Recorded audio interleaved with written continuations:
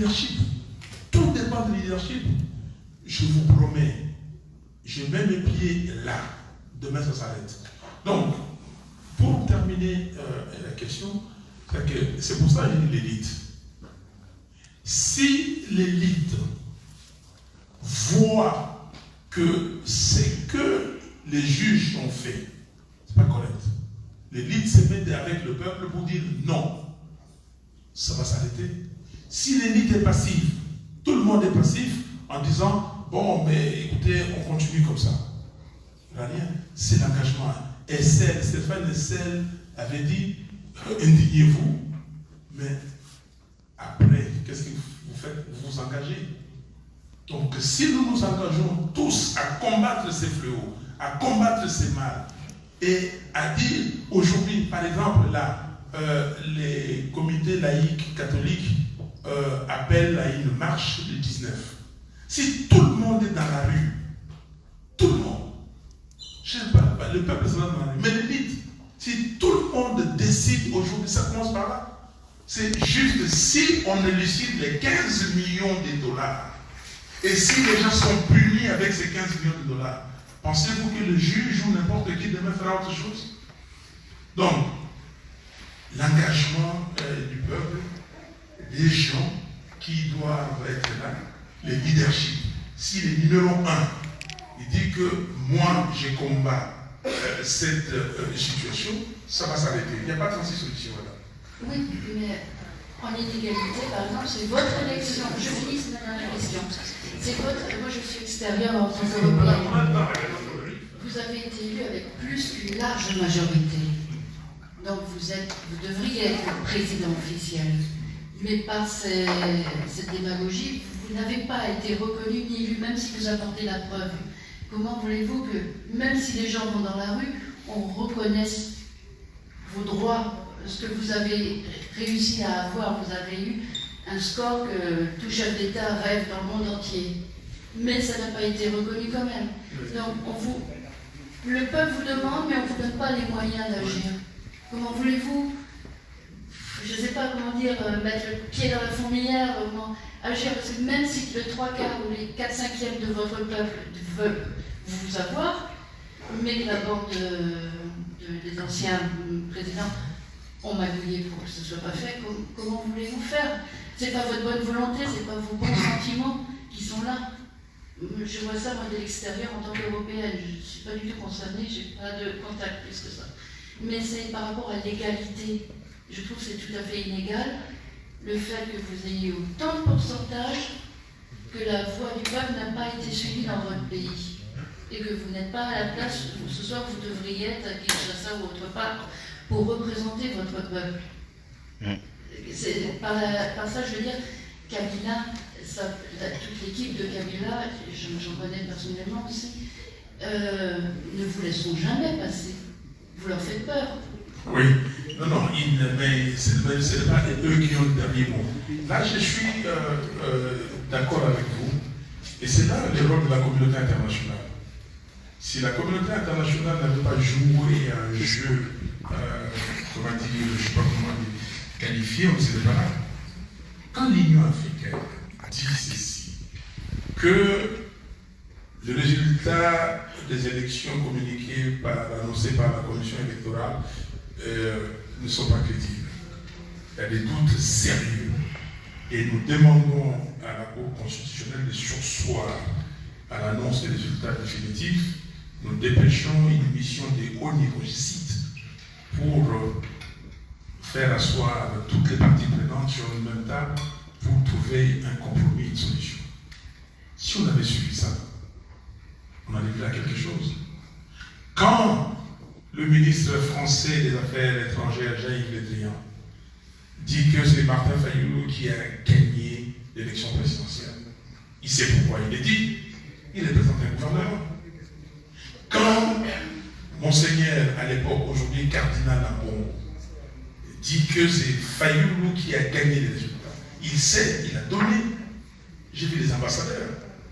Donc, si la communauté internationale avait dit, écoutez, faites ce que vous faites, ben nous ne reconnaissons pas ce gouvernement. C'est ce que moi j'ai dit. Moi, je ne le connais pas, Félix Tshisekedi comme président du Congo, je ne le connais pas. Et croyez-moi que beaucoup de Congolais, parce qu'ils ne parlent pas, mais ils parlent, vous leur posez des questions.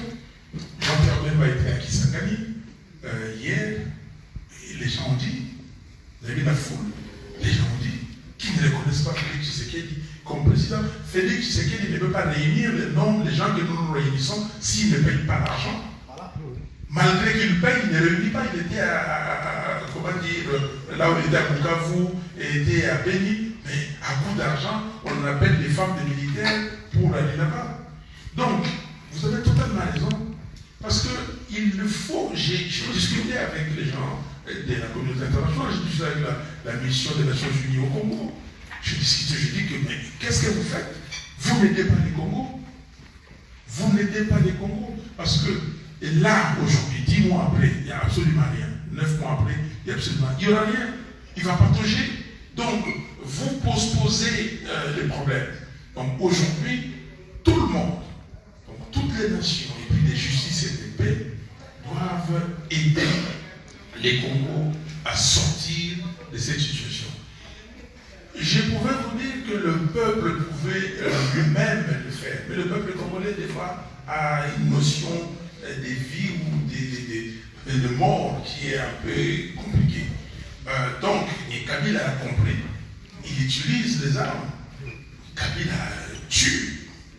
C'est comme ça que le peuple, des fois, vous voyez, le peuple ne sort pas souvent. Mais le peuple congolais fait ce qu'on appelle la résistance passive. Et ça va continuer. Les Belges ont dit qu'ils vont aller au Congo. Là, ils ont dit quoi? Il faut que M. Tshisekedi prouve qu'il est réellement le président. Donc, il n'y aura rien. Bon, je sais, donc, nous sommes en train de réfléchir.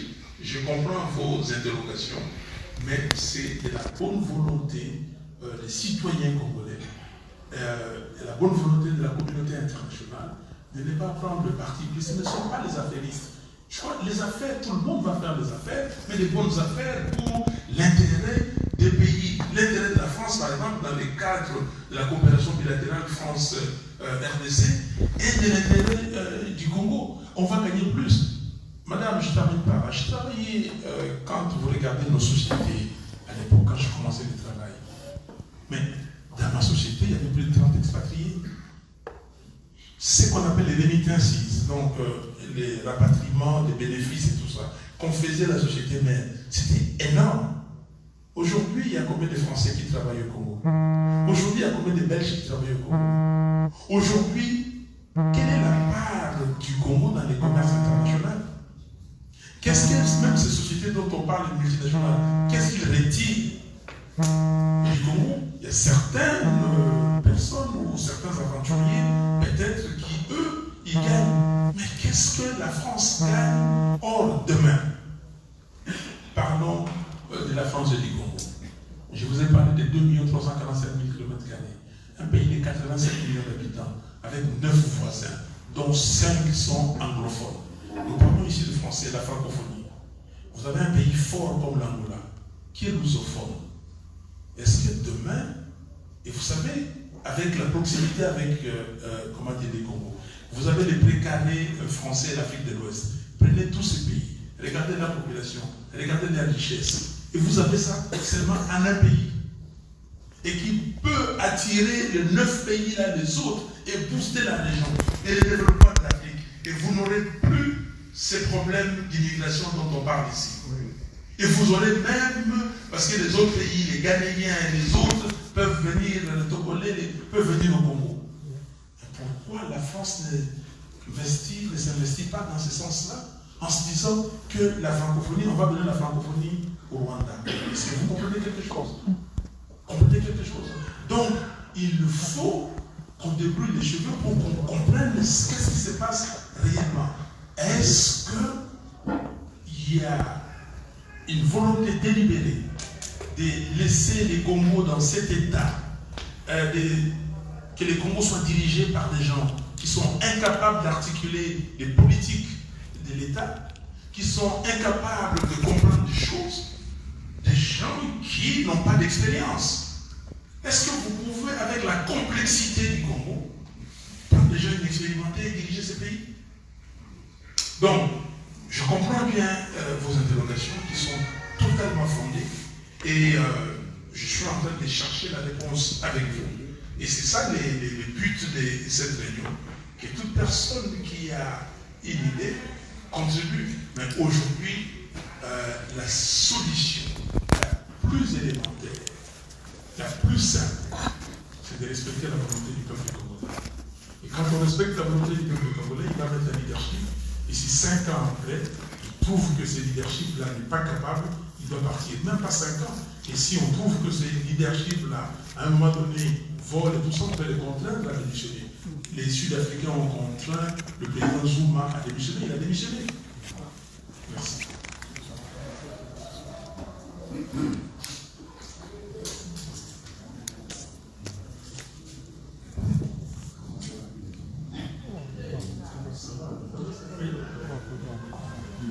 Merci beaucoup, Président Martin Fayou.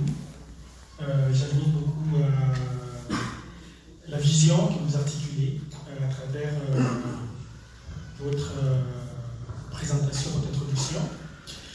J'ai une question qui fait en fait suite à la conversation que vous venez d'avoir avec Madame. Vous avez dit que la communauté internationale aurait dû ne pas reconnaître en fait Félix pour lancer un signal fort.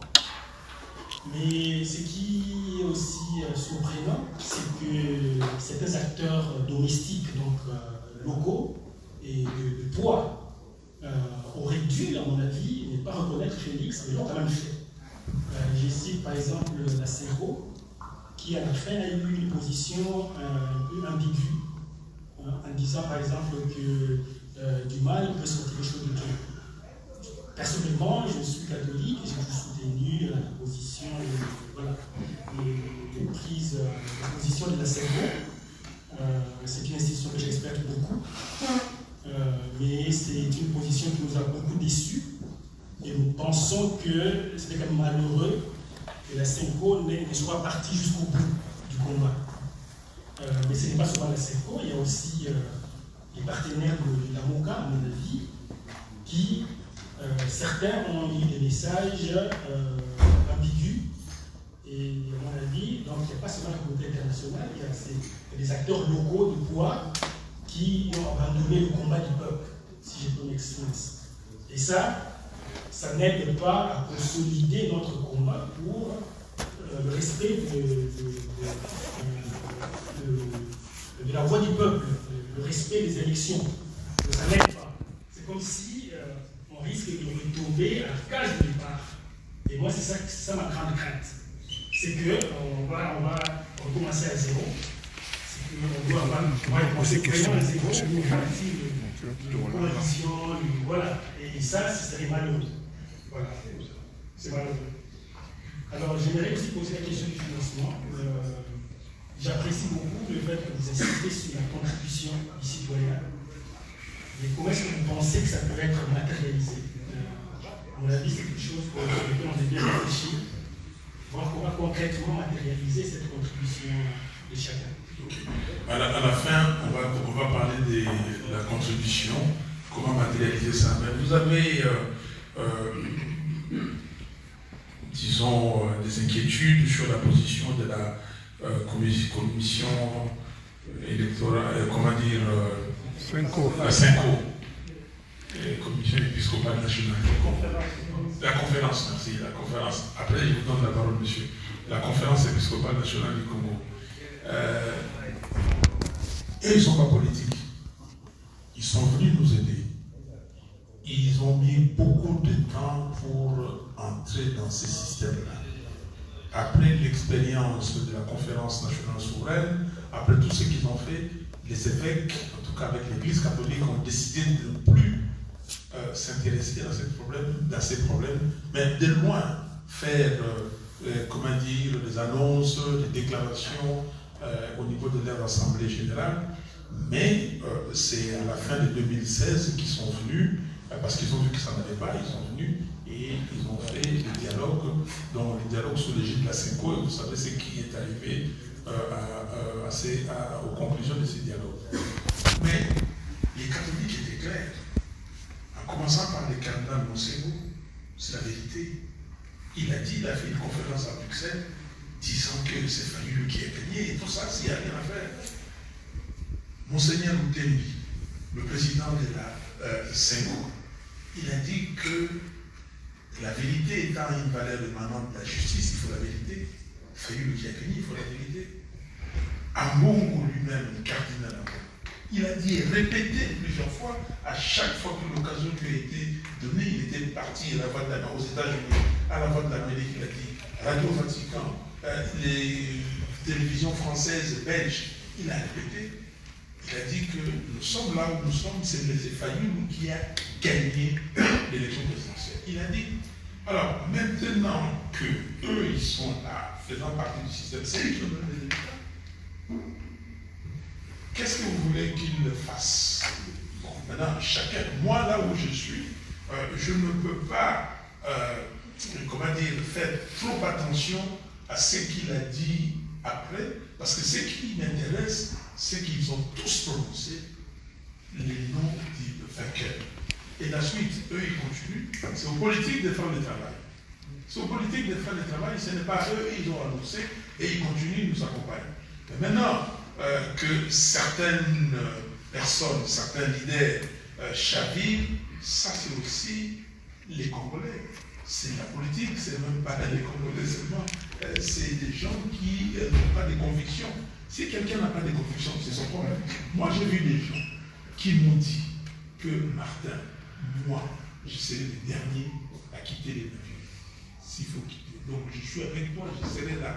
Mais aujourd'hui, ils ne sont pas là. Donc, pour moi, ceux qui sont partis, ça m'intéresse peu. Et ce qui importe pour moi, c'est le peuple. Le peuple dit, Fayulu, vous continuez la vérité des choses. Je continue. Les jours où le peuple me dira, monsieur, arrête, j'en ai assez, j'arrêterai. Parce que c'est lui le souverain primaire. Donc, il faudrait que maintenant, nous, l'élite, qu'on puisse faire en sorte que demain, si au Congo, personne ne dit des choses contraires à ce qu'il a dit avant, qu'il puisse avoir honte, qu'il y ait le propre sur lui, qu'il soit écarté. Parce que ici, dans ce pays, il y a certaines personnes qui ne peuvent plus faire la politique, ne peuvent même plus se présenter, parce qu'ils se sont comportés d'une façon indigne. Et chez nous, vous voyez les gens se comporter d'une façon indigne, et pour eux, ça ne veut absolument rien dire. On reviendra sur la deuxième question, sur le financement à la fin. Oui, monsieur. De nouveau, monsieur.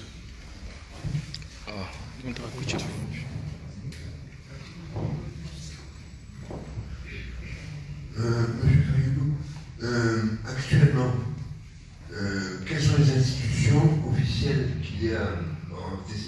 Quelles sont les institutions officielles? Et quelles en sont les caractéristiques? Okay. Les institutions, ce sont des institutions classiques. Notre constitution, il est dans les titres 3 de notre constitution, de l'organisation et de l'exercice du pouvoir politique. Vous avez le président de la République, vous avez les gouvernements, vous avez les pouvoirs législatifs et vous avez les pouvoirs judiciaires. Donc, vous avez ces institutions-là qui sont occupées. Vous avez les parlements avec 2 chambres, l'Assemblée nationale et le Sénat. Ceux qui sont là-bas, ils sont aussi illégitimes parce qu'à l'Assemblée nationale, ce sont pour les 500 membres de l'Assemblée nationale. La plupart n'ont pas été élus. Et au Sénat, ils sont élus au second degré par les députés provinciaux. Les députés provinciaux eux-mêmes, ils ont été proclamés, on a appelé des gens. Vous savez, il y a des gens qui parlent aujourd'hui, qui disent que nous sommes telle force. Mais on les a appelés pour dire, monsieur, vous avez 5 députés ou 10 députés. On peut vous donner plus, on vous donne 20 de plus. Vous pouvez donner les noms? Ça s'est passé comme ça. Donc, ces députés provinciaux, c'est eux qui ont élu les sénateurs. Mais les sénateurs ont payé. tout le monde s'est reconnu des autorités publiques, qu'il y a des gens, des députés provinciaux qui ont reçu des individus 40, 50, 100 000 $ pour voter. Donc il y a le Sénat. Et à ce niveau, ça c'est le niveau national. Président de la République, vous avez le gouvernement national, vous avez l'Assemblée nationale, vous avez le Sénat. Et après, vous avez un deuxième niveau, c'est le niveau provincial. Au niveau provincial, vous avez les gouvernements de province. Vous avez d'abord l'Assemblée provinciale. Et les membres de l'Assemblée... Pardon? Comme on a demandé. Vous avez l'Assemblée provinciale, et ces membres de l'Assemblée provinciale, qu'on appelle les députés provinciaux, élisent un gouverneur de province. Le gouverneur de province a des prérogatives, en tout cas, ce gouverneur provincial a des prérogatives qui sont contenues dans les articles 203 et 204 de la Constitution, 204 et 205. Donc, et il y a des responsabilités partagées avec les pouvoirs centraux et il y a des responsabilités exclusives. Donc, quand vous avez... Oh! Pardon? Oui, oui. Donc, et maintenant, vous avez les gouvernements, l'Assemblée provinciale, vous avez les gouvernements provinciaux à la tête avec un gouverneur des provinces, et maintenant, il y a encore des pouvoirs plus bas des assemblées locales, mais à ce niveau, il n'y a pas encore eu d'élection. Et puis, il y a des pouvoirs judiciaires, et il y a des pouvoirs judiciaires, il y a la Cour constitutionnelle. La Cour constitutionnelle, il y a 9 membres. Les 9 membres, la structuration est très simple. 3 sont nommés par le président de la République, 3 par l'Assemblée nationale et 3 par le pouvoir judiciaire. Et, mais tout ça, ce sont des gens qui Kabila nomme parce que c'est lui qui contrôle toutes les institutions. Et pour terminer, toutes ces institutions aujourd'hui sont sous contrôle de M. Kabila. Que Félix Tshisekedi est contrôlé par Kabila. Pardon?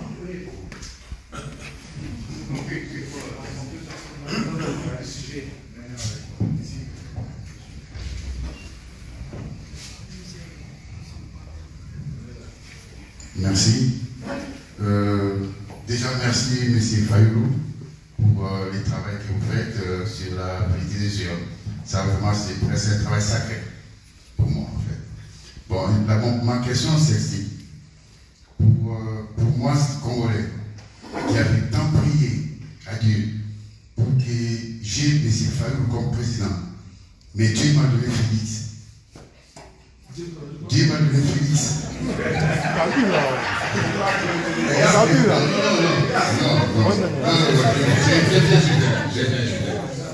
Alors, on a tête le peuple congolais, pas que moi. La majorité des peuples congolais a prié tellement fort, parce que c'était notre souhait d'avoir un homme intègre, un homme, on sent de la compétence en vous. Mais on n'a pas eu ça. On a eu Félix. Mais on a prié à Dieu. Est-ce qu'on doit continuer à croire à ce Dieu? C'est si simple que ça, on va dire ça. C'est une question pour moi. C'est tout.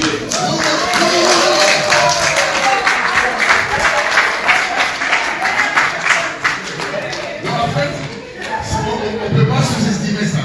Je parle peut-être un peu terre à terre, mais le problème, c'est trop profond. Toute la population, tout le peuple congolais est chrétien, comme vous. Mais en fait, on se rend compte qu'on a hérité ça de nos parents et qu'en réalité, ils ne nous écoutent pas.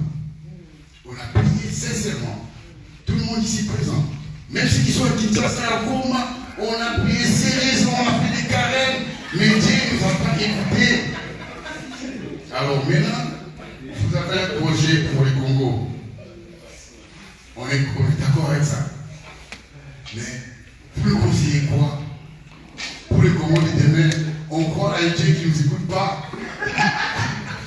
Voilà, non, mais écoutez, c'est une bonne réflexion. Non, écoutez, c'est une bonne réflexion. Ah, exactement. Ça fait 5 siècles qu'ils ne nous écoutent pas. Non, et vous le savez. Ils nous écoutent. Ça fait 5 siècles qu'ils ne nous écoutent pas. Et vous le savez. Vous n'allez pas nous donner un avenir, à croire des choses.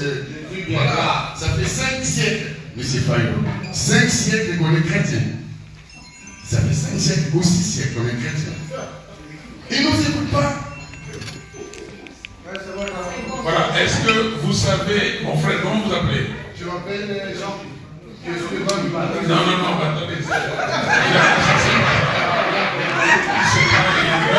voulais simplement vous rappeler. Jean Poutou, cher ami, mais si vous êtes croyant, est-ce que vous savez si c'est Dieu qui a permis ça pour démasquer les gens qui ne sont pas avec le peuple? 5 siècles. Non, ce n'est pas 5 siècles, mais les combats continuent. Mais nous sommes là au bout du tunnel. Moi, je verrai la vraie démocratie au Congo, je vous le jure. Nous sommes là. Et c'est pour ça, les gens qui se disent, mais tu n'es pas fatigué, est-ce que tu n'es pas abattu? Tu vas être abattu comment? Je ne prends pas ça personnellement, c'est l'affaire du pays. Moi, j'y travaille. Si je pensais que c'était une affaire où je vais gagner de l'argent et tout ça, non. Si je ne fais pas ça pour gagner de l'argent, pour gagner la notoriété, oui, parce que je ne suis rien par rapport à ces pays, par rapport à ces 85 millions d'habitants. Mais ça peut être aussi, si vous êtes croyant, une expérience par laquelle Dieu nous demande de passer pour que demain, vous puissiez vous dire que wow, cette démocratie, on l'a eue avec beaucoup de difficultés. Vous êtes ici, de Strasbourg, ici, vous avez l'Allemagne à côté, la France et l'Allemagne. C'est l'axe France-Allemagne. Vous savez comment cette relation aujourd'hui est privilégiée au niveau de l'Union européenne. Vous connaissez l'histoire. Donc, est-ce que ce n'est pas ça, si vous êtes croyant, mais quand je dis on est croyant, Dieu a déjà fait. Dieu ne fera pas 2 fois. Mais maintenant, c'est nous qui sommes ici sur terre. Parce que Dieu a fait, il nous a donné les coltans. C'est pas vous qui avez donné ça. Il nous a donné l'or, le cuivre, les cobaltes, le manganèse. Vous prenez tout le tableau de Mendeleïev, vous l'avez au Congo. Il nous a donné les sols et sous-sols. Aujourd'hui, nous avons le même sol que la Zambie. Mais le maïs, pour qu'on consomme au Katanga, ça provient de la Zambie. Pouvez-vous comprendre ça? Donc, maintenant, c'est nous qui devons faire les choses. Laissez Dieu de côté. Continuez à prier pour qu'il te protège, mais qu'il te donne le souffle de vie et qu'il te donne la santé. Peut-être aussi, mais peut-être il prie et il exagère parce qu'il est oisif. Non, je suis d'accord avec vous. Je suis d'accord avec vous. Non, s'il vous plaît, je peux vous dire, si vous allez dans n'importe quelle commune de Kinshasa, vous mettez un panneau, vous dites qu'ici, on est en train de chercher des gens pour le travail, pour l'emploi. Ok? Vous aurez... les gens vont travailler. Les gens vont travailler pour 5 € par jour. Les gens travaillent. Ils cherchent du travail, mais il n'y en a pas. Alors, maintenant, peut-être, c'est pas, comment dire, une blague. Mais je dis, non, je suis d'accord avec vous, mais c'est peut-être aussi le fait d'aller prier comme ça empêche les gens d'aller dans les banditismes. Ok? Alors maintenant, demain, si vous donnez de l'emploi aux gens, ils vont travailler et ils vont prier quand il faut prier. Ok? Dieu n'a pas dit prier 24 heures sur 24. Dieu n'a pas dit ça. Et même les prêtres eux-mêmes, les pasteurs sérieux, ne demandent pas aux gens de prier 24 heures sur 24. Mais c'est à nous de prendre conscience que nous avons un pays avec tout et que les personnes ne nous donnera quelque chose. Personne ne nous laisse pas. On doit arracher. La liberté s'arrache. Le développement, c'est nous. Le développement ne va pas être importé de quelque part. On va dire que allons à l'aéroport de Djili et puis le développement est arrivé, on va accueillir le développement. Non, c'est nous qui devons faire. Et vous, que chacun de nous, et un président américain avait dit ça, que chacun de nous se pose la question, qu'est-ce que j'ai fait pour que cela arrive? Vous, qu'est-ce que vous faites? Lui, moi, nous tous. Et puis après, vous allez commencer à critiquer ceux qui ne le font pas et les pousser à le faire. Mais il faut réfléchir.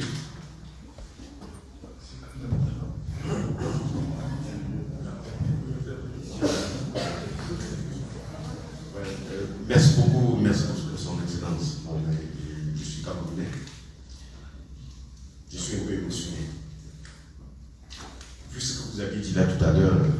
ça m'a vraiment un peu beaucoup plus pénétré. Justement, j'avais un peu réfléchi dessus. J'en ai parlé avec lui et mon frère. Ce sont des Congolais. Moi, ça me fera plaisir de taper mes biens à tous ces gens. Moi, je me mets bien tranquillement. Mais je suis un peu désolé dans le sens que la question que je voulais un peu en poser, c'est que les pays dictatoriaux, les pays dictateurs qui sont maintenus par des occidentaux au pouvoir, qu'est-ce que vous m'en parlez disons, de la diaspora, puisque vous aviez parlé tout à l'heure de la diaspora? Ce sont eux qui, ces pays dictatoriaux qui sont là, les refusent les doubles nationalités parce qu'on les rejette. Parce qu'ils savent que là où ils sont là, ce sont des têtes. Mais on ne les permet pas. Et quand moi j'ai même vu quelque part, je vois aussi qu'au Congo, le Congo n'a pas de double nationalité. On les rejette. Et quand je regarde très bien, je constate qu'il y a plus de 4 millions, voire même plus, la diaspora congolaise qui est hors. Voilà. Ça, c'est toute une richesse. Mais que le gouvernement a basculé dehors. Vous qui êtes en train de vous préparer, disons, pour aller voir, qu'est-ce que vous en pensez d'eux? Un point. Le second point, l'investissement au Congo. Vous ne pouvez pas aller à la recherche des investisseurs ayant laissé cette diaspora dehors. Tenez-vous compte même d'ailleurs, vous êtes entouré des pays pauvres auxquels le Rwanda, le Burundi et tous les consorts sont appelés à être nourris par les Congolais. Selon ce que vous avez dit un peu ici tout à l'heure, il en est ainsi. Votre cher voisin qui envoie le maïs, pourquoi on doit aller chercher le maïs dans un pays autre? Laissons le sous-sol tranquille. Parlons-leur un peu de l'agriculture. Je me réponds ici un peu d'affronter ça. Et non loin de ça aussi, je voudrais aussi vous poser une question. Est-ce qu'il n'était-il pas aussi mieux plutôt que nous essayons un peu d'avancer plus avec une campagne que d'aller prendre une élection ou de chercher une élection anticipée que d'aller prendre à mi-chemin un exercice qui a déjà commencé auquel on ne sait pas qu'est-ce qu'ils en ont fait étant donné qu'ils ne passent pour son commencé par l'année. On ne savait pas ce qui se fait avant ces deux-là.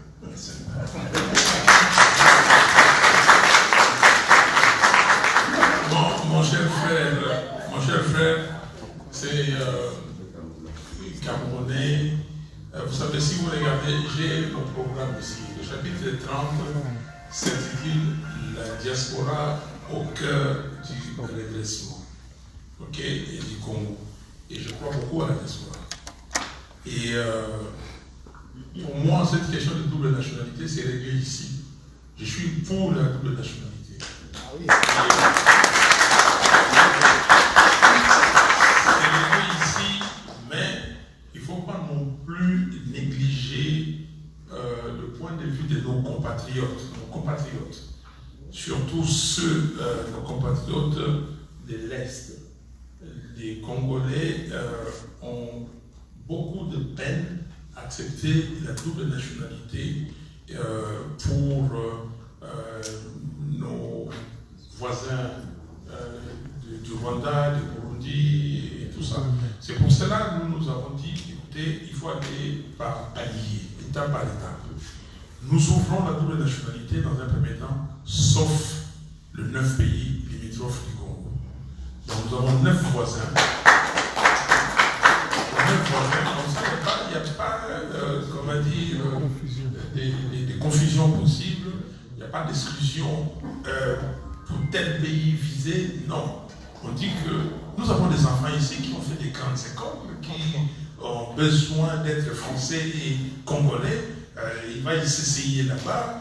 S'il est là-bas, il sait bien que je n'ai pas de problème de visa, je peux revenir ici, j'ai mon assurance médicale ici, en attendant que les choses s'arrangent là-bas, et tout ça. Et nous avons besoin de ces intelligences, nous avons besoin de ces compétences. Il y a ces compétences ici qu'on ne trouve pas au pays, donc il faut le faire. Donc cette question-là est réglée, en tout cas, dans notre programme, nous le ferons. Nous avons discuté, je suis parti au Kivu essentiellement discuter avec les populations parce que vous ne pouvez pas prendre des politiques et imposer aux gens. J'ai discuté avec les frères et sœurs et je crois que c'est accepté. On va le faire dans ce sens-là. André.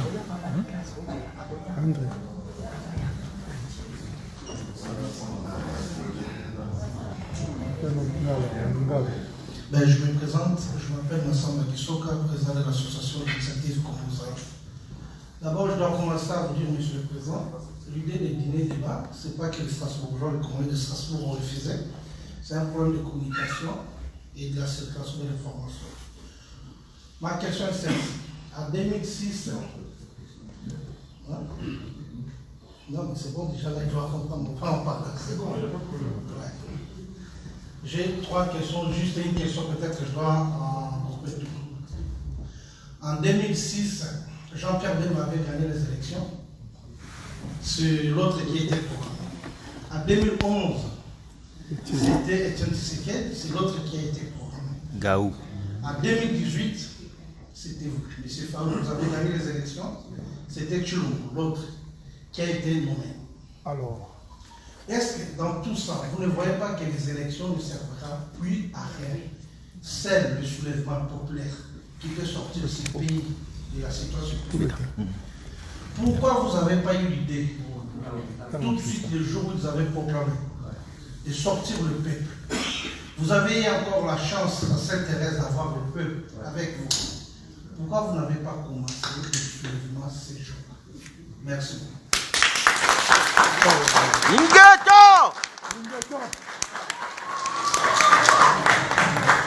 C'est peut-être ce que madame voulait dire en insistant sur sa question, mais je me disais que au fil du temps, on va arriver à ça. Et quand elle disait, mais qu'est-ce qu'il faut faire? Parce que vous avez fait ça et vous pensez. Et vous dites le soulèvement populaire. Mais le soulèvement populaire, c'est le peuple. Quand le peuple se soulève, personne ne peut venir dire non à ces peuples-là.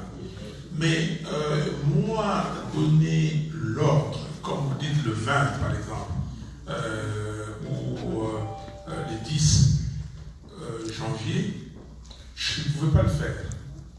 Sinon, c'était irresponsable. Pourquoi irresponsable? Et j'essaie, écoutez, j'essaierai aujourd'hui certainement à la haie. Les gens sont hypocrites. Je n'ai pas peur, s'il vous plaît, je n'ai pas peur de la prison, je n'ai pas peur de ça, je n'ai même pas peur de mourir.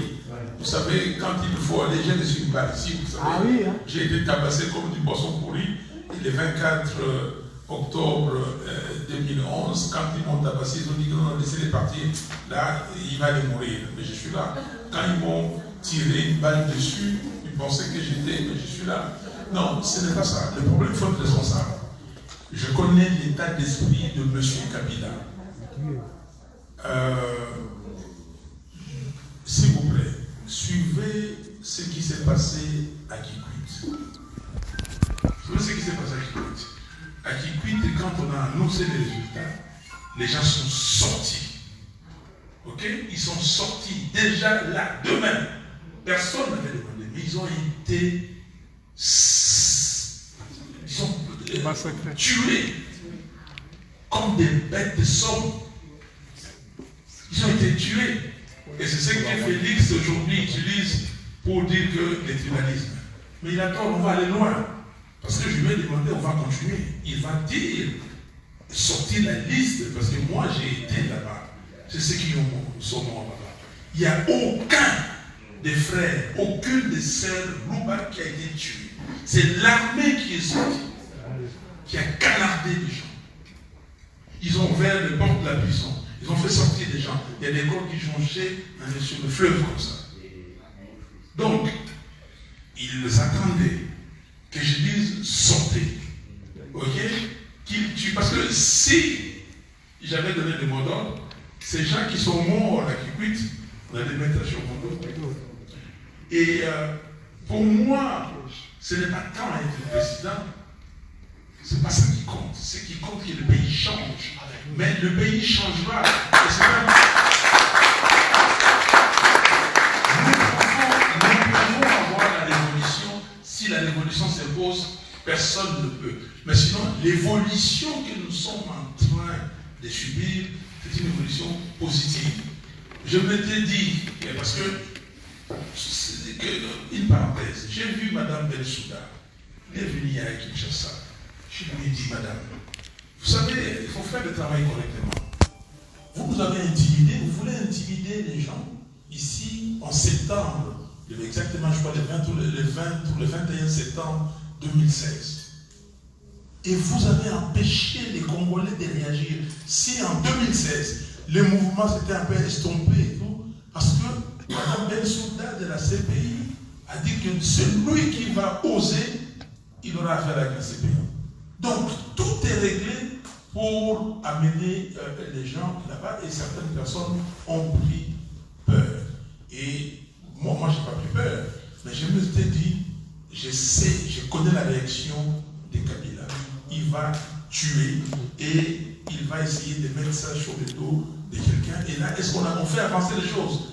Non. J'ai dit au peuple, celui qui a gagné n'a pas besoin de s'agiter.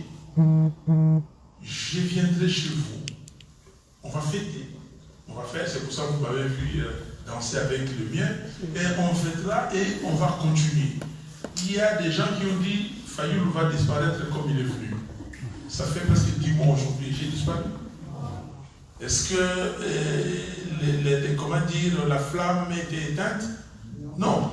Donc, nous avons choisi une méthode douce, mais sûre.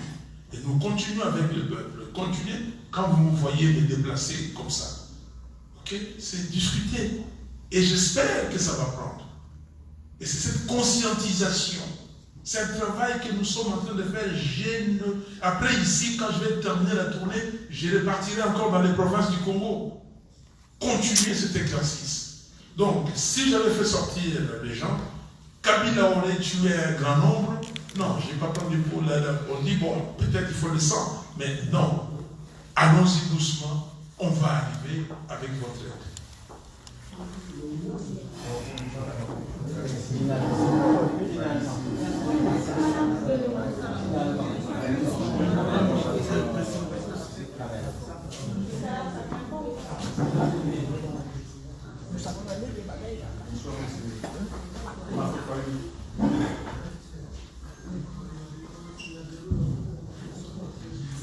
Bonsoir, monsieur Martin Fayoulou.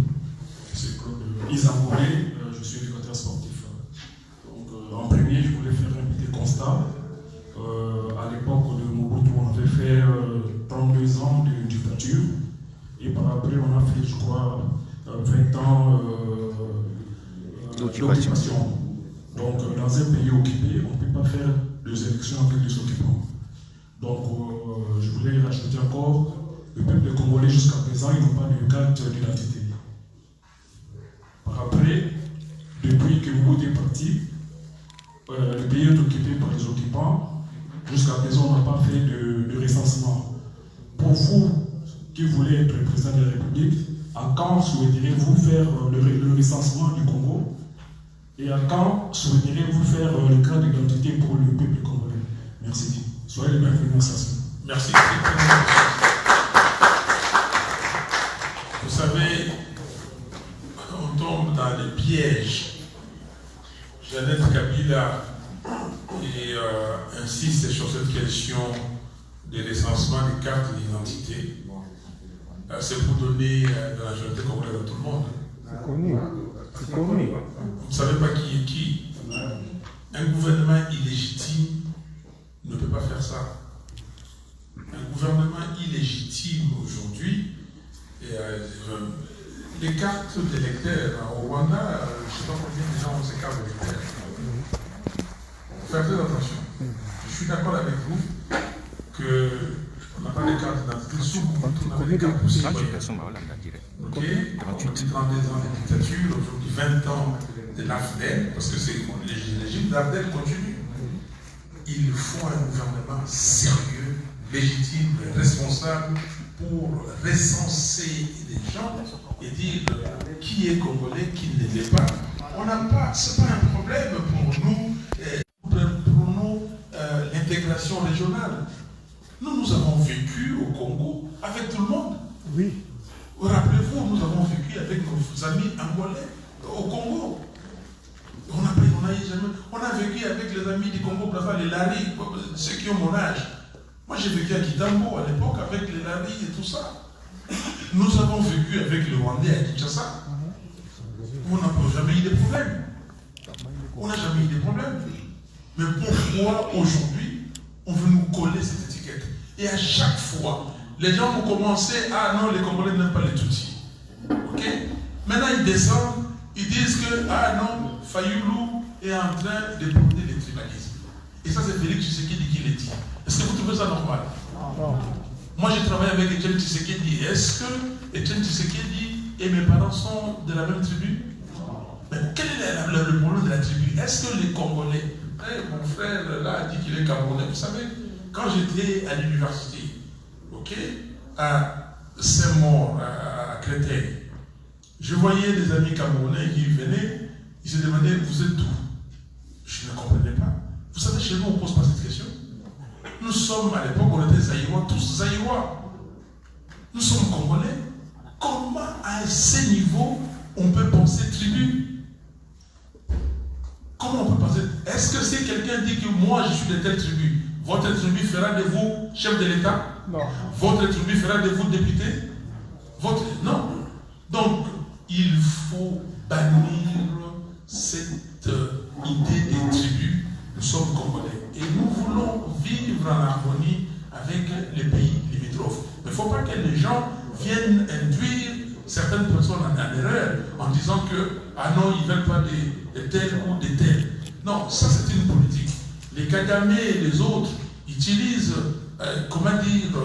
des notions qui font peur au monde, et nous sommes là pour dire au monde entier que non, c'est une erreur.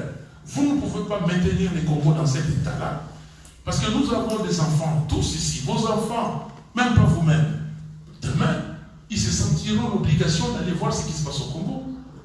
Regardez la progression même géométrique, arithmétique de notre population. Nous sommes 87 millions d'habitants. Mais les autres nationalités, ils sont moindres. Est-ce que par la loi des grands nombres, les Congos ne participent pas? Soyons positifs, allons plus loin. Vous avez parlé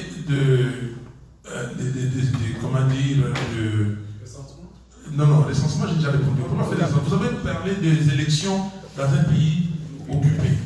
Je suis d'accord avec vous. Mais c'est le peuple, nous devons décider. S'il y a un leader qui pense, lui, qu'il faut autre chose, prendre les armes, ça c'est lui qui pense ça. Mais moi, ce n'est pas dans ma tête. Parce que je ne suis pas militaire, je n'ai pas manié une arme. Moi, je suis politique qui sait parler au peuple. Je sais que je vais dire au peuple, le peuple va me suivre. Et je pense que nous sommes déjà loin. Si Félix Tshisekedi n'avait pas trahi le peuple, Kabila ne serait plus là. Est-ce que ce n'est pas par les élections? Nous avons dit non à la machine à voter. Nous avons dit non à la machine à voter parce que vous n'avez pas voté. Il y a des gens qui disent, ah oui, Fayoulou a dit non à la machine à voter. Mais c'est grâce à cette machine à voter qu'il se déclare aujourd'hui président élu. Mais les évêques nous ont convaincus, pas des évêques catholiques seulement, même le protestant, on nous a réunis, nous, l'avocat, pour nous dire, écoutez, allez à ces élections. Nous, catholiques, nous, protestants, nous allons mettre des observateurs nombreux et on aura des résultats. Ne vous en faites pas. C'est comme ça que j'ai interrompu la campagne.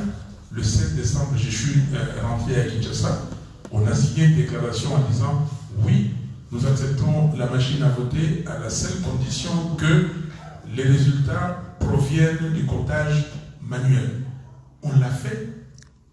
Et donc c'est ça la flexibilité. C'est ça la flexibilité. Demain, si quelqu'un pense que lui doit faire autre chose, il en a les moyens, qu'il les fasse. Mais nous pensons qu'avec la démocratie, avec le peuple congolais, Madame a beaucoup insisté, si on laisse la souveraineté à ces peuples, si on fait les élections, comme dit la Constitution, dans l'exposé des motifs, il faut des élections pour permettre au peuple congolais de se choisir librement ses dirigeants. Et si on respecte ça, on aura, des dirigeants choisis par la population et des dirigeants légitimes.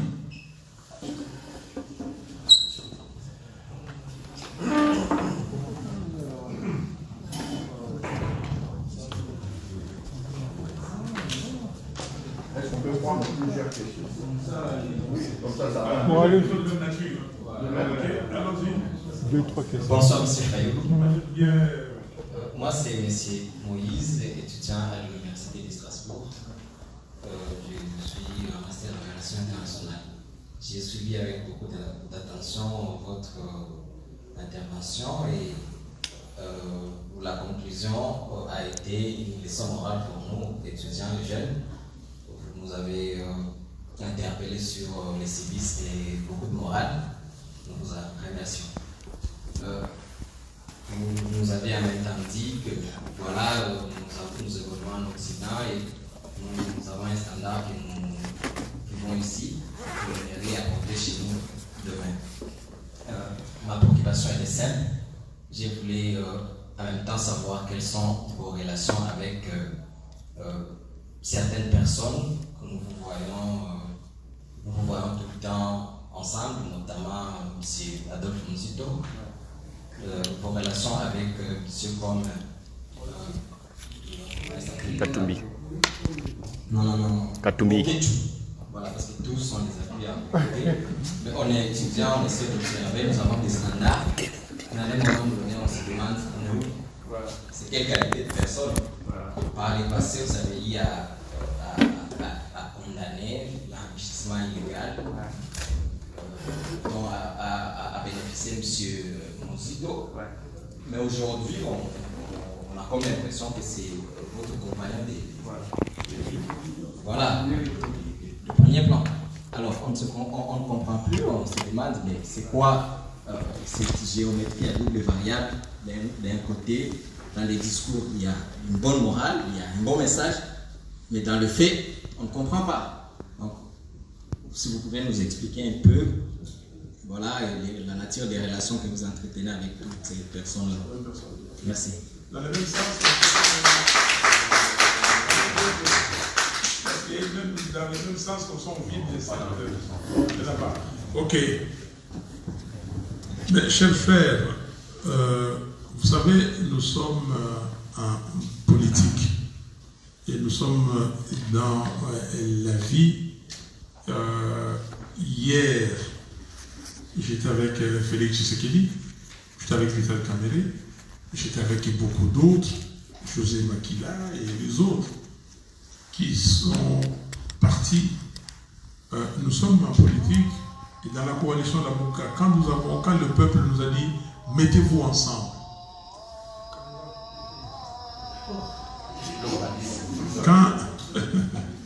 Quand le peuple, il faut se mettre ensemble. Quand le peuple nous a dit mettez-vous ensemble, c'est le peuple qui nous a intimé l'ordre. Ce n'est pas à moi de choisir. À un moment donné, quand j'ai dit que si M. Kamerhe vient dans les rassemblements, je quitte les rassemblements. J'ai dit ça. Ok? Mais oui, mais je savais pourquoi j'ai dit ça. J'étais avec lui dans la dynamique. Et je savais, le peuple nous a mis ensemble. Et aujourd'hui, nous sommes ensemble dans la Moka. Si quelqu'un a commis des exactions, il a tué, il a volé, il a fait ceci. Donc, la justice doit le prouver. Okay? Si la justice le prouve, la justice le condamne. Ça, c'est la justice. Aujourd'hui, nous sommes arrivés là par la volonté du peuple congolais qui a dit que vous tous mettez-vous ensemble. Vous parlez de Bokechu. Bokechu, c'est un combattant. Il dit les choses sensées. Il dit des choses peut-être que vous réprouvez, mais ça c'est à vous. Aujourd'hui, il veut la libération du Congo. Est-ce qu'il y a du mal dans ce qu'il dit? Bon, maintenant, s'il va à l'excès par rapport à votre jugement, ça c'est votre jugement. Mais que disent les Congolais par rapport à ce qu'il fait? Que disent les Congolais aujourd'hui? Bokechu défend les Congos. Il dit que, comme mon frère a dit, que le pays est, comment dire, sous occupation, il faut libérer les pays. Donc, jusque-là, je ne pense pas qu'un citoyen Congolais comme Boketu, quand il dit des choses comme ça, que moi je dois les prouver. Non.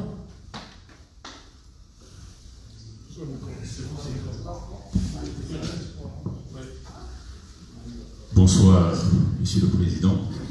Je voudrais par ici saluer votre constance, d'autant plus que c'est la deuxième fois que nous nous rencontrons, même si nous ne connaissons pas les faces. Mais j'ai appris à vous rapprocher la première fois, c'était à Saint-Louis, non loin de la frontière suisse. C'est là où nous étions réunis pour la première fois pour la vérité des urnes toujours. Et c'est toujours la vérité des urnes qui compte. Il y a plusieurs années, presque 10 ans. C'était en 2011. Nous voici aujourd'hui à ce point nommé. Vous avez évoqué la taille du Congo. Nous avons eu un malaise depuis le régime de Mobutu de dire le Congo 80 fois plus grand que la Belgique. Mais quand moi je suis arrivé en Belgique, j'ai vu les Belges travailler 80 fois plus que le Congolais.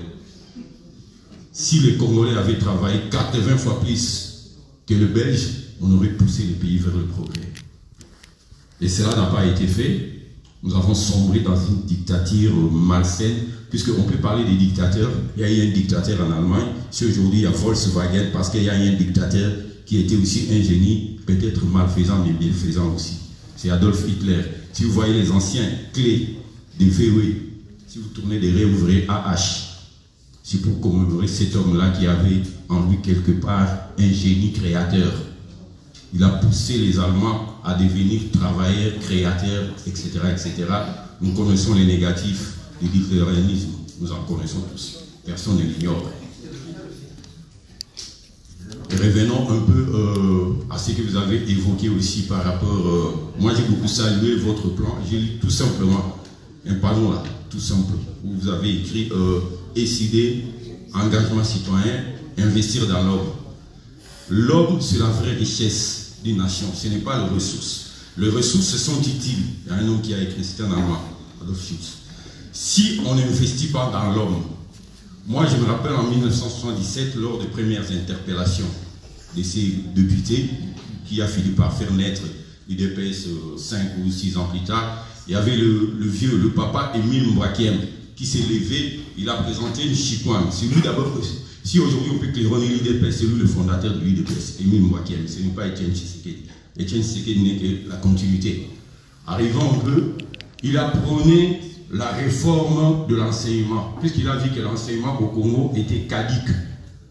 Jusqu'aujourd'hui, par exemple, regardez le latin. À quoi sert cela? C'est une vieille langue qui n'est plus parlée dans le monde si ce n'est qu'à Rome, à Vatican. Et encore plus, moins dans l'église catholique. On a évoqué le problème de l'église. L'église au Congo, si elle était militante, la Cinco là dont on parle, si elle était militante, vous serez aujourd'hui président. La Cinco aurait proclamé les résultats haut et fort, Kabila serait anéanti. L'église a eu peur. L'église ne peut pas avoir peur, puisque le Christ dit vous connaîtrez la vérité et la vérité vous affranchira. Cette vérité-là a manqué à un moment que j'ai rencontré ici à Strasbourg l'année passée, puisqu'il y avait une réunion de Congolais, prières, etc., etc. Je vais revenir à ma question. En tant que député national, vous avez été engagement citoyen, investir dans l'homme. Combien de fois vous avez investi dans l'homme pour que l'homme congolais change? 2. Le problème de la gécamine. Au Congo, nous n'avons pas une école qui penche du côté industriel ni du côté de la géologie. Nous connaissons tous les canevas des minéraux et des pierres précieuses du Congo. Il n'y a pas une école de géologie, ni de géologie, ni de l'industrie. S'il ne faut pas inventer, donc je dirais, l'industriologie au Congo est nulle et non avenue, ça n'existe pas. On n'a pas la culture de l'industrie au Congo. Et ça bloque tout ce que nous pouvons avoir comme ressources. On peut évoquer les tableaux de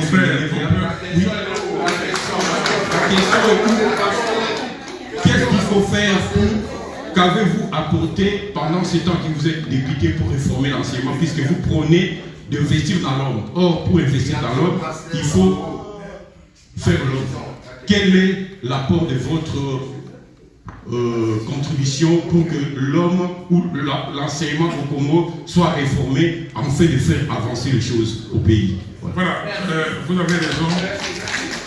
Vous avez raison d'évoquer mon programme qui s'intitule « Investir dans les citoyens pour développer la RDC ». Il est là. Mais qu'avez-vous fait, cher ami? Ça, c'est la question du cardinal Moussengo à la conférence nationale. On nous posera la question: qu'avez-vous fait? C'est une question de leadership. Je peux tout faire dans cette assemblée-là. Je suis parti dans l'assemblée pour essayer d'avoir un pouvoir légitime pour que demain il y ait un leadership responsable. Empêcher Kabila. Je suis pas allé là-bas pour faire voter des lois, proposer des lois, parce que on a voté combien de lois là-bas? Et à quoi ça sert? Tant qu'il n'y a pas un leadership, vous ne pourrez rien faire. Il faut qu'il y ait un leadership responsable qui tire dans les citoyens. Et si vous lisez mon programme, vous allez voir, il faut le dire, c'est sur le net. Donc, il faut voir qu'est-ce que nous disons pour l'enseignement, pour l'éducation, pour la recherche, pour l'innovation. Je suis d'accord avec vous. Et là, très content que vous l'ayez dit. Et c'est les Congolais eux-mêmes. Vous êtes dans ce pays, vous parlez de l'Allemagne. Moi, je viens ici, c'est la première fois que je viens à Strasbourg. Je regarde les avenues larges, les rues larges. Je vois tous les niveaux et tout ça. Je me dis, tiens, quand je vais dans les quartiers GB, vous connaissez les quartiers GB à Kinshasa? Oui. C'était un quartier, un nouveau quartier, j'ai vu là, c'était la forêt, et moi je connais Kinshasa. Moi je suis né à Kinshasa. Je connais Kinshasa de tous les coins de Kinshasa. Quand j'étais jeune enfant, j'ai commencé l'école maternelle de mon temps, ça s'appelait 0 année. J'habitais à Lemba, à Lonzo. Les camps là-bas, Salongo n'existait pas. On allait là-bas à la forêt. Mais regardez ce qu'on a fait de Kinshasa. Oh, les gens avaient vu, on pouvait urbaniser. Au quartier GB, il y a des rues qui sont comme ça, 2 mètres et demi, 3 mètres. 2 voitures ne peuvent pas se croiser. Qu'est-ce que vous dites? On continue à abîmer les Congos. Aujourd'hui, même Kinshasa, on est en train de mettre les flyovers. Là-bas, les gens appellent ça saut de mouton. Le saut des moutons. Sur la plus grande avenue, le plus grand boulevard de Kinshasa, sans intéresser les riverains, sans poser des questions aux habitants. Donc, c'est le leadership. Les jours où on aura un leadership responsable, et les jours où le peuple aussi, c'est pour cela l'élite, c'est très important, où l'élite va commencer à dire non, non, ce que vous faites là, ça ne va pas. Si aujourd'hui, l'ordre des médecins, l'ordre des avocats, l'ordre des pharmaciens, l'ordre des architectes, tous les ordres qu'il y a au Congo, avec les syndicalistes et tout ça, se mettaient et disaient que nous voulons voir clair pour les 15 millions. Pensez-vous qu'on ne va pas élucider cette question? Alors, si nous nous arrêtons, et vous, parce que vous allez parler aussi de la diaspora, si vous, la diaspora ici, quand la France prend une décision, on dit que non, écoutez, c'est un compromis à l'africaine. Si vous dites non, vous allez voir votre maire, vous allez voir ici, vous faites aussi, vous allez devant les affaires étrangères, le Quai d'Orsay, vous dites qu'ils ne sont pas d'accord. Mais c'est ça aussi la contribution. Il y a combien de Congolais en France? Si vous dites qu'un jeudi, je prends un jour comme ça, tout le monde, on vient, on se met là, on discute avec des panneaux. Je vous donne un exemple. Je travaillais dans cette société, je vous ai dit, Mobile. Mobile a quitté l'Afrique du Sud. Vous savez comment? Les gens allaient toujours, on était à 52nd Street, comment dire, à New York. Les activistes venaient tout le matin, ils faisaient comme ça, Mobile soutient l'apartheid. Et Mobile n'a pas pu supporter ça. N'a pas pu supporter ça. Donc, c'est ça l'avenir de la démocratie. Nous devons tous contribuer. Dans les pays où nous sommes, où vous êtes, vous devez dire aux dirigeants que, s'il vous plaît, nous avons besoin du respect de la souveraineté du peuple congolais. Et puis vous nous laissez faire. Et après vous viendrez et nous allons faire de très bonnes relations. Merci.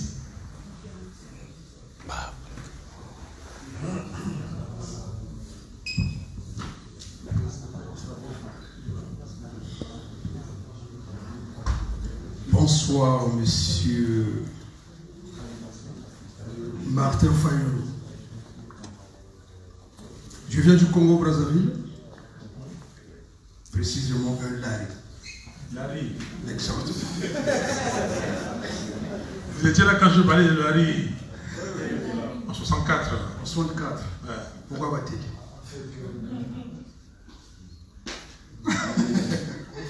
Voilà. Bon, mais ma première question, c'est juste de savoir que pourriez-vous faire aux secondes élections? Parce que là, avec tout ce qui s'est passé au Congo démocratique, avec le complot, moi je me dis, bon, je vais m'excuser, il y a beaucoup de gens qui me connaissent parce que je fais aussi des vidéos en live. Je suis un combattant du Congo-Brazzaville parce qu'avec votre frère qui est depuis là, depuis 40 ans, le dinosaure là, qui ne quitte même pas le pouvoir, vous le connaissez. Pendant que moi, ça fait 20 ans que je suis en Allemagne et que je ne suis plus reparti de mon pays. Et j'ai vécu la guerre, tout ce qui s'est passé au Congo-Brazzaville, vous le savez très bien. Et durant cette guerre-là, j'avais perdu toute ma famille. Bref, quand je dis toute ma famille et mes enfants. Bref, c'est ça qui fait que je puisse arriver. J'avais pris même mon avion à Kinshasa, à Ndi. Beaucoup de gens parlent du soulèvement populaire. C'est bien.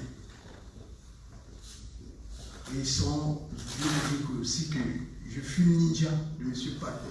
le révérend pasteur Oudou. Voilà. Beaucoup d'entre nous ici ne connaissent pas, ne savent pas qu'est-ce que la guerre. Et ce que vous demandez à M. Martin Fayulu de faire. Comment il faudrait qu'il y ait le soulèvement populaire. Mais M. Martin Fayulu, est-ce que vous savez quand il y a le soulèvement populaire, il y a des pertes de vies humaines? Et que si vous n'êtes pas, parce qu'aujourd'hui, par exemple, ceux qui nous demandent de faire, par exemple, le soulèvement populaire, ce sont des Occidentaux. Peut-être vous ne savez pas. Ce sont eux. Vous avez parlé, par exemple, moi je dis la vérité, veuillez m'excuser si peut-être d'autres vont prendre ça de mal, mais je dis la vérité. Vous nous avez parlé, par exemple, de monsieur Laurent Fabius, qui était sorti à la télévision, qui a dit que oui, c'est monsieur... non, voilà, excusez-moi. Ouais, le Drion, voilà. Le Drion qui est sorti à la télévision pour dire que non, c'est monsieur Laurent Fayulu qui a gagné les élections. Ça, c'est juste pour vous pousser encore à la reine, faire envers le peuple, pour faire sortir le peuple et tuer. Parce que si il y avait un soulèvement populaire, il faut voir d'abord le nombre de la population. Ceux qui sont derrière vous, ils pouvaient avoir des morts. Maintenant, que pensez-vous dans le futur? Au cas où ça se répétait encore. Quelle sera votre réaction? Est-ce qu'il y aura du soulèvement populaire? Là, je vous dis qu'il y aura déjà un danger. Mais de votre côté, que feriez-vous? Merci mon frère, de toute ma compassion pour ce qui est arrivé. Un instant. Toute ma compassion pour ce qui est arrivé à votre famille. Vous avez vu clair, donc c'est bien, ce genre de discussion, c'est très important pour que les uns et les autres soient édifiés. Vous êtes passés par là et vous nous donnez des conseils. Les Occidentaux, pardon? Mais, on va vous donner la parole. Nous avons au Congo, à Kinshasa particulièrement, nous avons fait sortir la population la semaine du 19 au 25 janvier 2015. C'était terrible. Pendant une semaine, les gens étaient dehors. Il y a eu des morts. Vous avez entendu parler de charniers des Maloukou. Charniers, des morts. Nous avons demandé, nos gens étaient là-bas, nous avons donné des noms à la MONUSCO d'aller voir. Ils sont partis voir les charniers. Les ambassadeurs tremblaient comme ça, ils nous ont appelés. J'ai conduit une délégation à l'époque de l'opposition, à la résidence de l'ambassadeur de France à Kinshasa. Il y avait tous les ambassadeurs des pays occidentaux, y compris l'ambassadeur des États-Unis. Ils tremblaient. On leur a dit, mais écoutez, vous nous avez dit que les jours où le peuple va se soulever, vous allez intervenir. Les peuples s'est soulevé, Kabila les a assassinés. C'est pour cela que j'ai dit, là où je connais beaucoup, je ne suis pas une responsable pour dire n'importe quoi parce que quelqu'un a dit, quand les Occidentaux disent on aurait voulu voir la population dehors. J'ai dit, mais écoutez, qu'est-ce que vous me racontez? Hier, quand la population était dehors, qu'est-ce que vous avez fait? Ok? Ce sont des pièges à con. Et moi, je ne peux pas me laisser prendre par des pièges. Donc, aujourd'hui, vous savez ce qui s'est passé. Vous n'allez pas vouloir que les gens soient tués avant de vous prononcer. Je suis d'accord, cette expérience, cette sagesse que vous donnez, et ça doit servir aux autres. C'est bien de dire soulèvement populaire. C'est bien de dire donnez-nous les armes. Le peuple veut des armes, le peuple dit donnez-nous les armes. Mais ce n'est pas moi. Moi, je n'ai pas d'argent pour acheter les armes. Mais d'abord, je ne connais pas les marchands d'armes. Comment je vais les acheter et comment et tout ça. Travaillons et je crois par la voix populaire, par la voix du peuple, on va arriver. C'est vrai, on prend beaucoup de temps. On déplore ça, mais ça va arriver, c'est vite arrivé. On ne va pas attendre 2023. Non. Et c'est pour cela que je vous ai parlé de la proposition de sortie des crises. À un moment donné, il faut sortir de cette crise de légitimité et même de l'égalité. On ne peut pas continuer à avoir quelqu'un qui utilise, j'ai lu quelque part, je ne sais pas dans quelle mesure c'est vrai, bon, vous savez aussi, il y a beaucoup de fake news, on dit que M. Félix Tshisekedi dit à chaque voyage, c'est au moins 500 000 $ qu'il utilise. Mais là, déjà fait une quarantaine de voyages. Pourquoi? Parce qu'il est en train de chercher la légitimité à l'extérieur. Vous savez, tout ça c'est spirituel. Chez nous au Congo, que ce soit au Congo, Brazza, au Congo, Kinshasa, en Angola, on le dit, tu sais, comment on dit ça en français? Voilà, il vacille, il fait des bagarres. Parce qu'il ne sait pas quoi faire, il ne peut pas rester tranquille.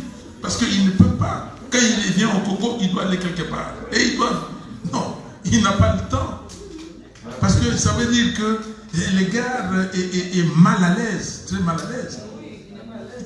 Félix Tshisekedi sait très bien qu'il n'a pas gagné. 1. 2.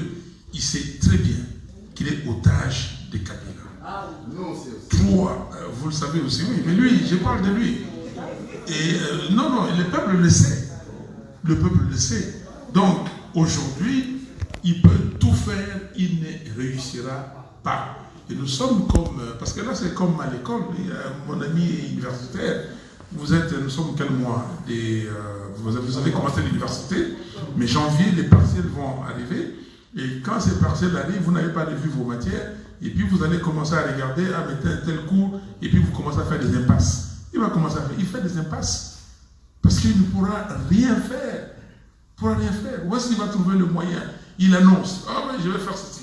Demain, il y a toujours des annonces, parce que ce n'est pas le pouvoir du peuple. Aujourd'hui, nous avons le pouvoir par le pouvoir. C'est Kabila qui fait conserver le pouvoir pour le pouvoir.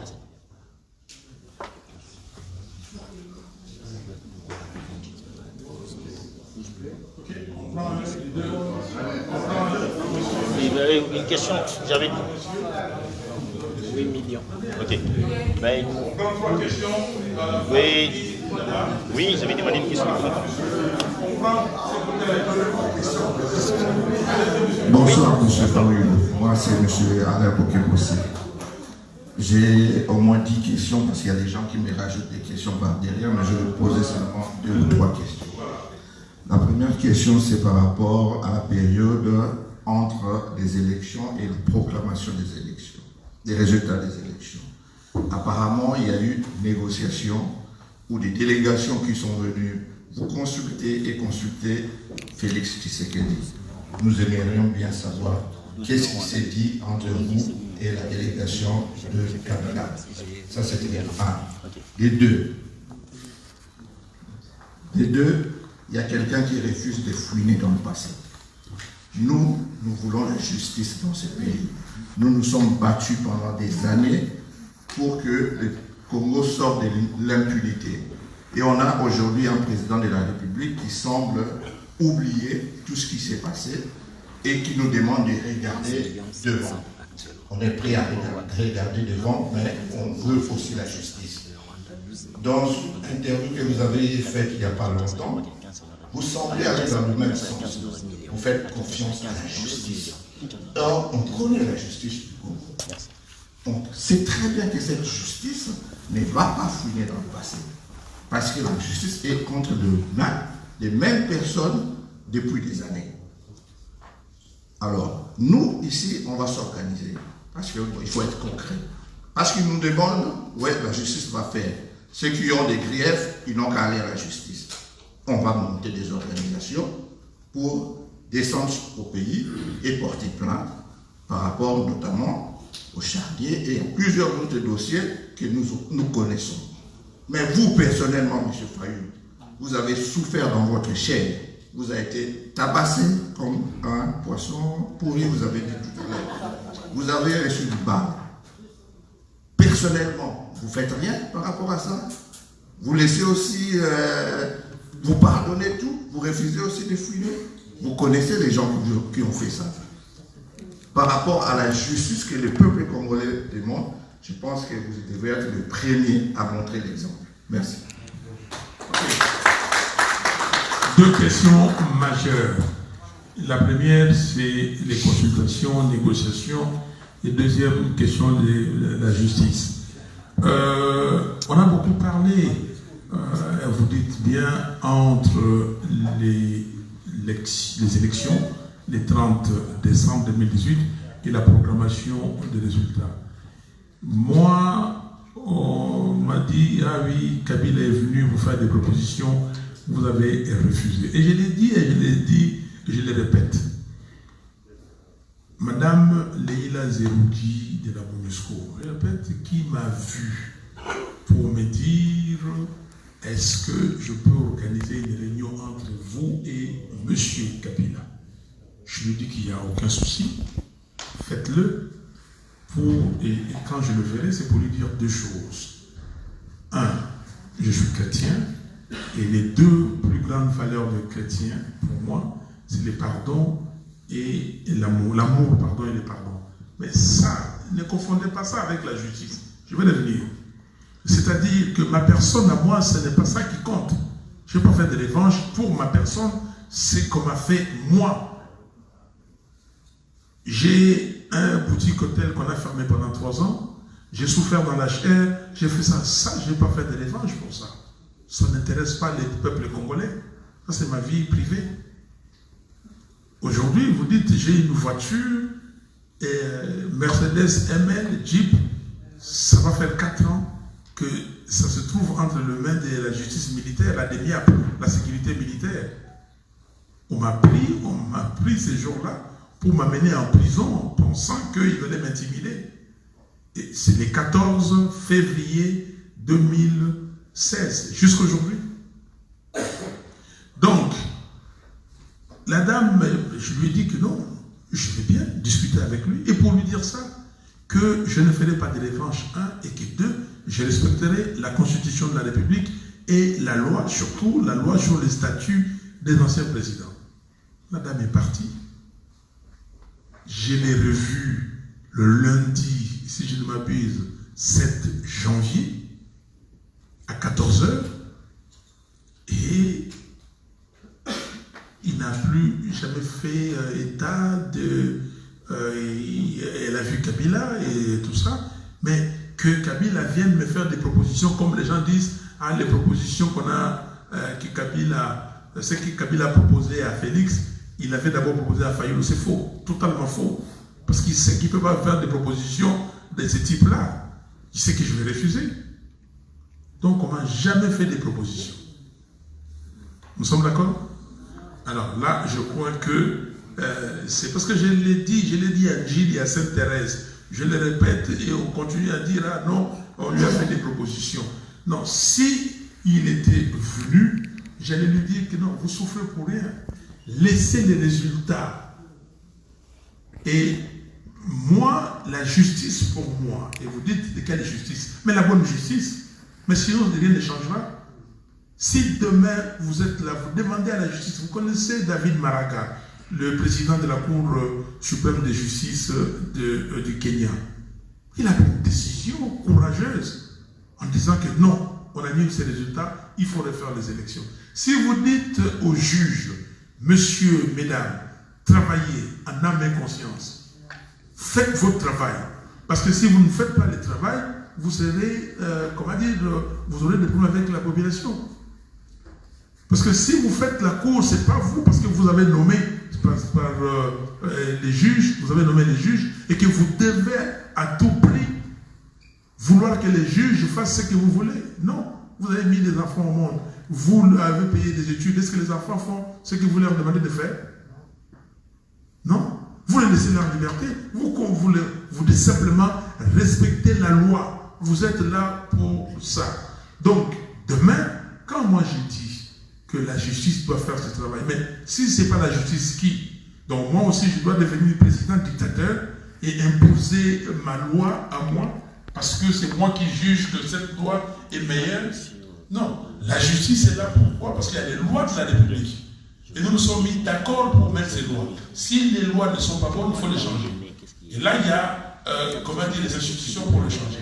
Ou un citoyen peut sortir en disant que non, cette loi est unique, et il faut la changer, on la change. Mais vous dites que vous aussi vous semblez dire la même chose sur l'impunité. Non, je dis ceci. Moi, je ne ferai pas des revanches en ce qui me concerne, qui concerne ma personne. Mais quelqu'un qui a volé, quelqu'un qui a fait des exactions, vous parlez de Chani des Maloko, on ne peut pas laisser ça impuni. C'est la justice. Quand M. Félix Tshisekedi a parlé de la fête de l'électrocommission, je ne sais pas qu'est-ce qu'il avait dans sa tête, parce qu'il suit quand même la radio et la télévision. Ici en France, on parle de l'électrocommission de l'affaire Karachi, du Premier ministre Balladur et de son ministre Léotard. Il doit quand même savoir, même s'il n'a jamais entendu. Alors lui, il a dit sémantique rétro, et comme il dit non, toi, parce que toi tu as pris, tu me donnes. Non, donc c'est punissable. Commission, l'affaire de l'État. Nous avons un code d'éthique de l'agent public de l'État. C'est très fort. Au Congo, il y a un code d'éthique. Quand j'ai vu ça, je suis parti, il y a une institution qui s'appelait OCEP. Et l'OCEP, cet office pour les codes d'éthique de l'agent public de l'État, je regardais ça, je me dis, mais tiens, ça c'est... J'ai fait la promotion de ça. J'ai fait la promotion de ces codes. En tant qu'agent public de l'État est défini au Congo comme toute personne qui est payée par les trésors publics. Tu dois signer un engagement, un acte d'engagement. La concussion, la corruption, le népotisme, tu ne dois pas le faire. Et c'est très clair. Alors, quelqu'un qui a fait ça, et la commission de l'État allait passer le marché public de gré à gré et s'enrichir sur le dos de la population, et ça, Félix Tshisekedi, là, qu'il soit illégal ou illégitime, si nous-mêmes, Congolais, on était sérieux, on allait déjà les pousser à la démission. Dans ce qu'il a, même dans ces pouvoirs que Kabila lui a donnés, il doit démissionner. Il doit partir parce que ce qu'il a dit sur TV5 montre sa faute démission. On ne peut pas accepter ça. Que quelqu'un parle des COP, que quelqu'un parle de l'électrocommission, ce n'est pas punissable par la loi congolaise. C'est acceptable chez nous. Ça vaut démission. Zouma est parti. Comment? Et comment? C'est ça, j'ai dit. Quel est l'avenir de la démocratie? Qu'est-ce que nous, ici, nous faisons pour ça? Vous avez dit que vous avez une institution, mais c'est bon, vous avez une organisation, vous allez commencer à faire. Il faut le faire. Mais commençons par les 15 millions. On ne peut pas laisser les 15 millions parce que c'est là, si les 15 millions ça prend. Mais c'est fini. Et là, personne ne pourra plus s'amuser avec les deniers publics.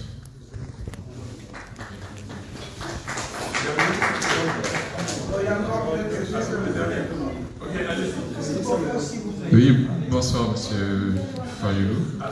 Oui, moi c'est Fariala André. Je voulais parler de la MOCA.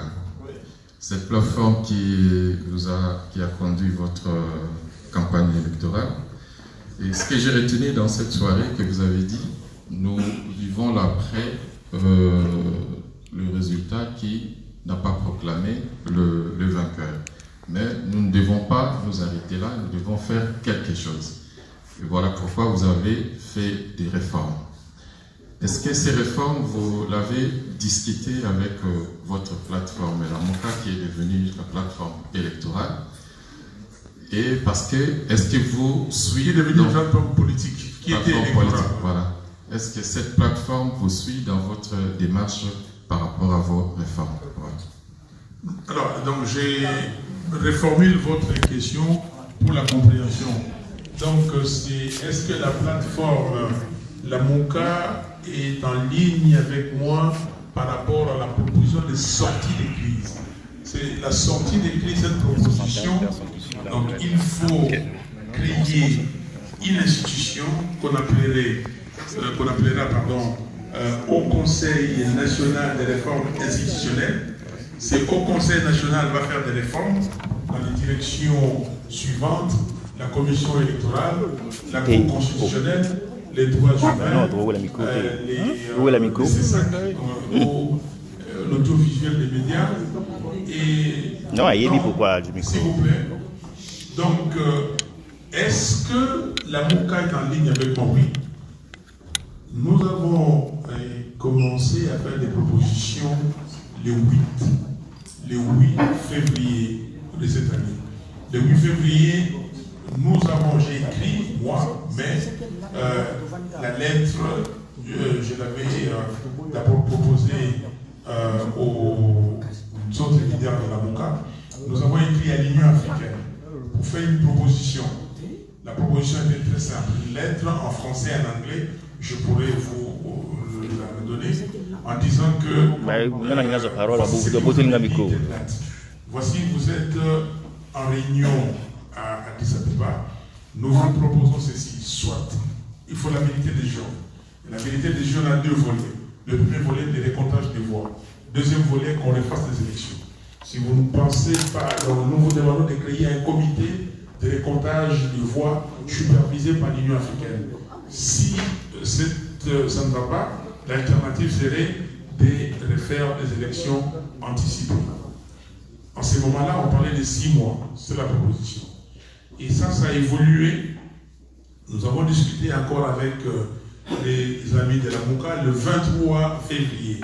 Monsieur Peter Fan, l'envoyé spécial du président américain pour le Grand Lac, est venu au Congo. Nous lui avons fait des propositions. Donc on a évolué toutes on a beaucoup plus élaboré c'est la première formulation. Et nous sommes partis à Bruxelles le 23 mars.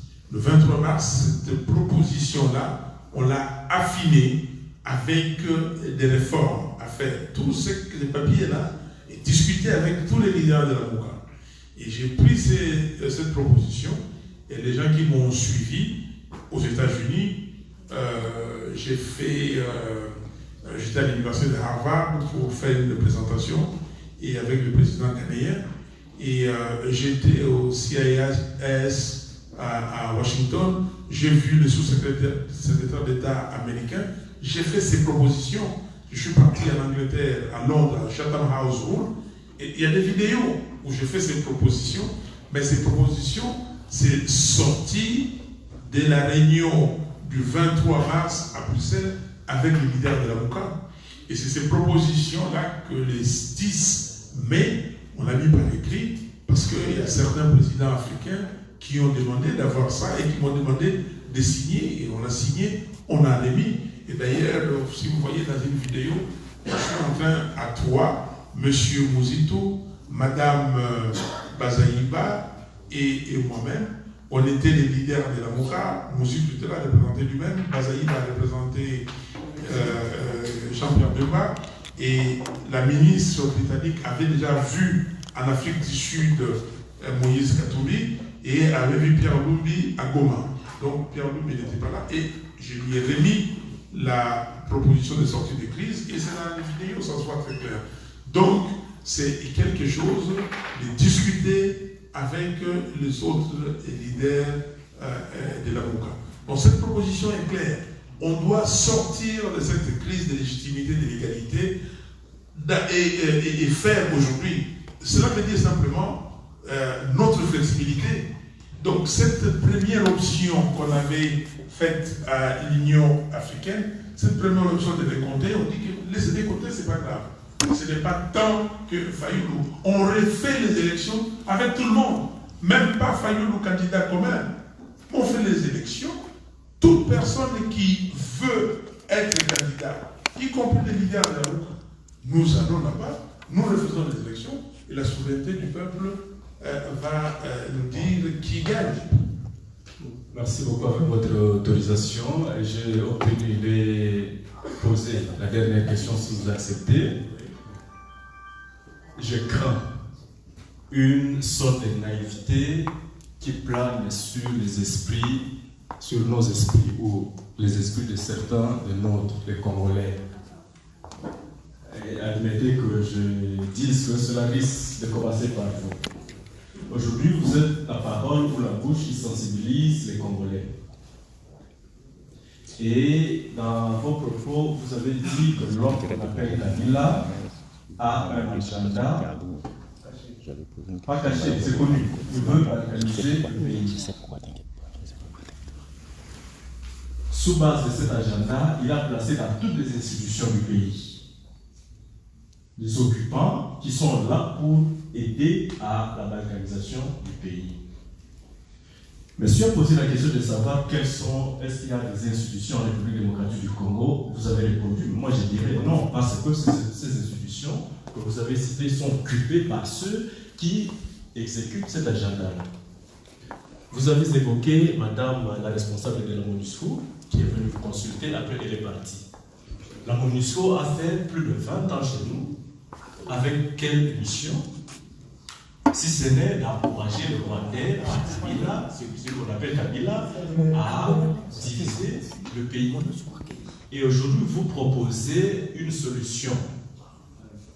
Mais qui va organiser cela? Ceux-là qui ont cette mission pour mission de balkaniser le pays ou un autre peuple? Ceux qui occupent des institutions, vous proposez à ce qu'il y ait des élections ou la proposition que vous faites là, qui va le mettre en application? La réforme. Qui va réformer? Ceux-là que Kabila a placés pour balkaniser le pays. Donc, vous êtes en train de construire sur un sable vivant. Et Kabila a déjà prouvé, celui qu'on appelle Kabila a prouvé que le peuple congolais n'existe pas.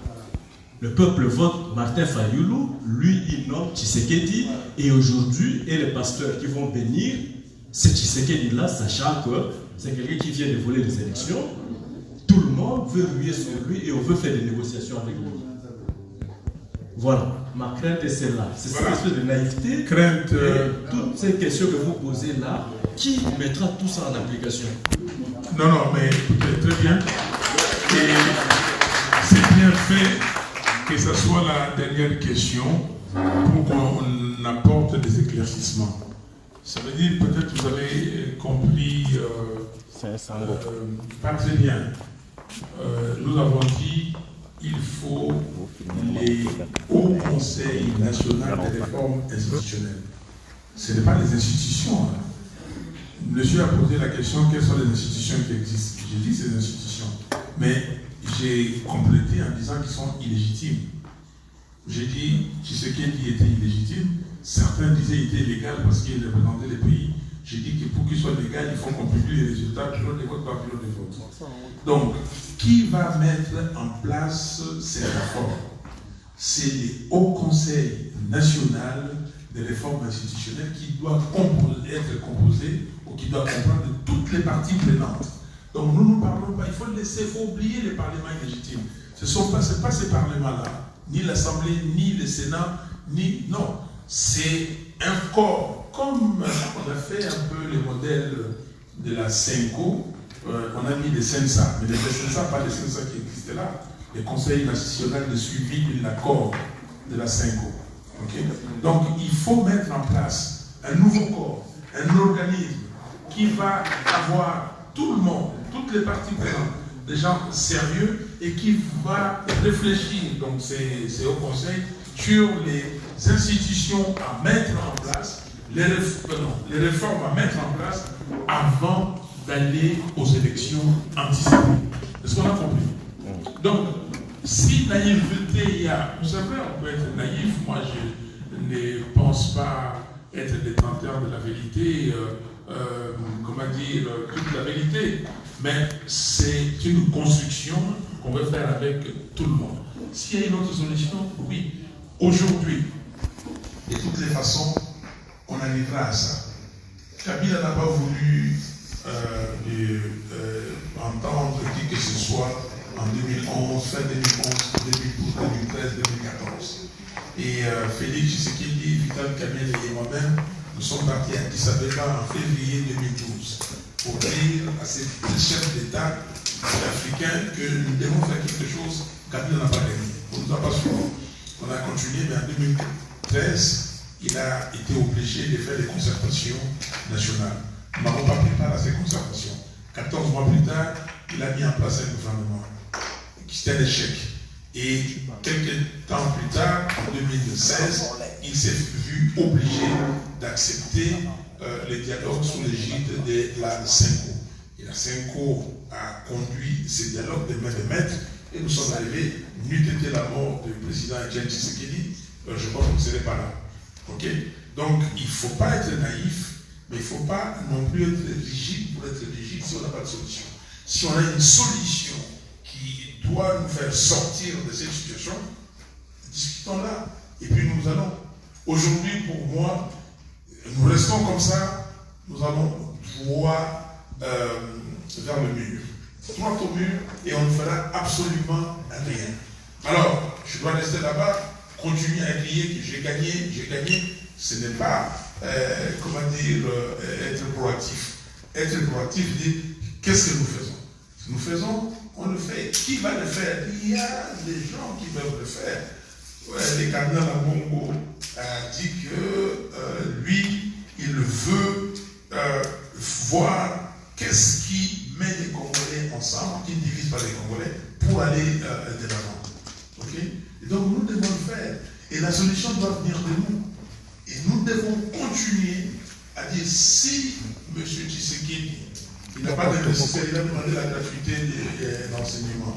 Pour faire la gratuité de l'enseignement, il faut 23 milliards de dollars juste affectés à l'enseignement. Est-ce que le budget du Congo, quand on annonce 5 milliards, en réalité, quand vous faites la réduction des comptes, c'est 3 milliards et demi, 4 milliards. Bon, là, ils ont annoncé 7 milliards, j'ai vu qu'ils ont dit qu'ils vont monter ça à 10 milliards. Donc, on peut faire des annonces de 10 milliards, pardon?